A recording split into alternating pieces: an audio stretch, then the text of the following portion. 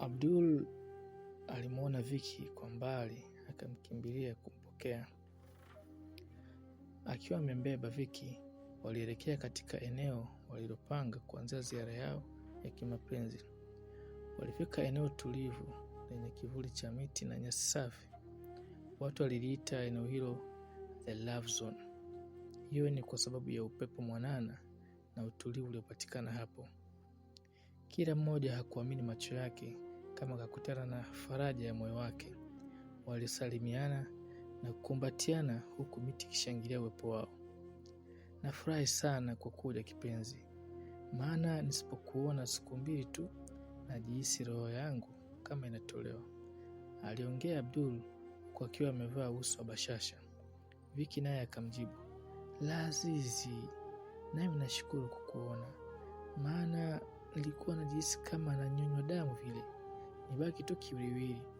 Nisipokuona Abdul nakuwa kama ganda tu la ndizi, sina thamani.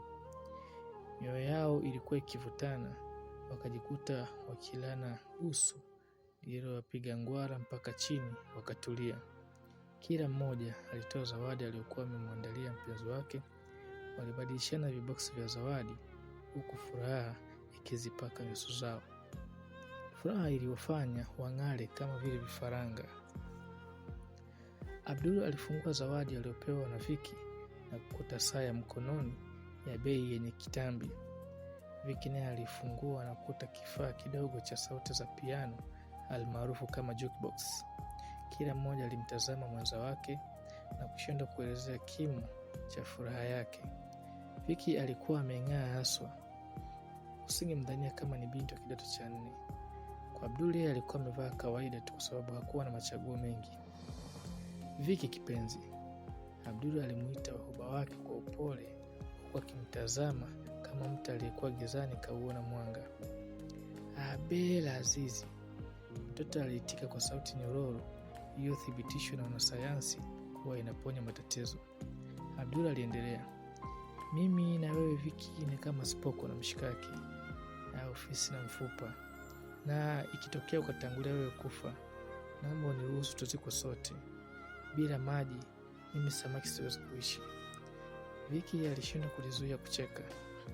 Watoto wa kike siku zote wanakuwaga na maneno mengi na waongeaji katika sekta nyingine, lakini inapokuja swala la mapenzi wanakuwa sio waongeaji sana. Abdul Azizi wangu, naomba kuswaliki kidogo, toto liliongea huku linanyodoka. Kijana asijue la kusema. Hivi eti kwa nini unanipenda? Aliuliza Viki huku akidekadeka. Abdul aliwaza kidogo na kumjibu huku akamwambia, inazo sababu nyingi sana, lakini sijui nianze na ipi. Basi nipe 10 tu, toto lilimwambia. Kidume hakutegemea swali kama hilo, ila aliuachia moyo wake uweze kutiririka. Akamwambia, kwanza, toka nimeumbwa sijawahi kuona msichana mwenye uzuri kama wako. Pili, napenda macho yako angavu yaliyojaa upendo. 3, napenda midomo na pua yako. Kwa kifupi napenda kasura kako kote. Na 4, shepu lako pia linanipendeza. Viki alichochea kidogo. We kijana, kumbe unanitamani tu unanitamani tu kumbe. Abdul alicheka na kumwomba asubiri amalize. Akamwambia, napenda sauti yako ya upole, napenda unyenyekevu ulionao, huna majengeka, naweseka napokuona unatabasamu. Mwendo wako wa twiga pia unanipendeza, una moyo wa huruma, imani na utu. Napenda ninavyojisikia nikiwa na wewe Viki. Wewe ndiye mtu pekee duniani anayenielewa vizuri. Viki alikuwa amejilaza mapajani mwa Abdul. Aliamka na kumwambia, Abdul, unanifanya nijisikie kama hakika ninamiliki kila kitu dunia hii. Nami nakuahidi nitakuzalia mapacha 20. Wote walicheka huku Abdul akimwashiria Viki ampande mgongoni ili aweze kumbembeleza.